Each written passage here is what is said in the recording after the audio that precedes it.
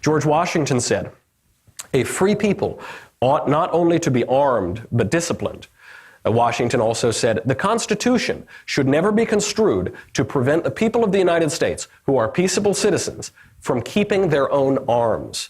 Jefferson said this when he was drafting the Virginia Constitution. Jefferson said, "No free man shall ever be debarred the use of arms." If only he could see our debates of gun control today, he would be horrified and rolling over in his grave. But the framers were very clear on what they thought. At the most extreme end of this means that the Second Amendment exists in case the United States citizens have to take up arms against a foreign invader or even against their own government. That's a radical statement, but the framers were fairly radical people in certain ways. It's to protect, even at that point, to take up arms against your own government if push comes to shove, if we absolutely must, as a last resort. Now, it's funny because when you're having the gun control debate with somebody, this is the point at which their argument flips. So the argument first begins, they say, "Why do you need an AR-15 to hunt deer? It's so powerful. Nobody needs a gun that powerful." And then when you explain to them the reason for the Second Amendment, they say that the AR-15 is not powerful enough. They say, "There's no way those guns are powerful enough. There's no way that you could fight off your own government. You're crazy." You say, "Wait, 2 seconds ago you were just saying that the guns are too powerful." Say, "Yeah, but that was then. This is now. The guns aren't powerful enough." Say, "Okay, all right, let's indulge in this." Because they bring up the zombie apocalypse scenario. This is the zombie apocalypse. The United States government, which we all enjoy, has turned tyrannical. You know, they're going to come around and they're going to go house to house and take all of our stuff and start oppressing us. Now, we should point out this isn't totally unbelievable. It might be unlikely for now, but we've seen this happen in Western democracies very frequently, even over the last 100 years. In just the last 100 years, Western liberal democracies have turned tyrannical multiple times. In the 20th century, it happened in Germany, it happened in Italy, it happened in France, it happened in Spain. That is not a good track record for unarmed citizens in Western democracies. So, to say it could never happen here is just ignoring the historical record. Certainly it could happen here. We hope that it doesn't happen here.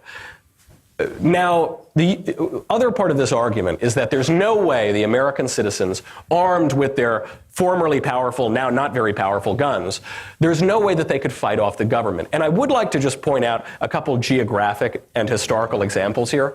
To begin, the United States is absolutely gigantic.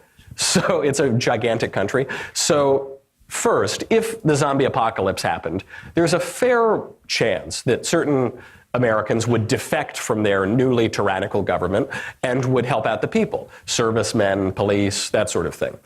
Even so, just consider the case of the war in Afghanistan. Afghanistan is roughly the size of Texas. It's roughly the size of one U.S. state. We have been at war in Afghanistan. We have brought the full might of the United States military, as well as our coalition of allies, to fight in Afghanistan. And we have not successfully been able to maintain order in that area for 16 years. Afghanistan is just a few months away from being the longest war in the history of the United States. And we have not been able to successfully occupy a country the size of Texas. So if the zombie apocalypse happened and the United States turned tyrannical, I think we'd be okay.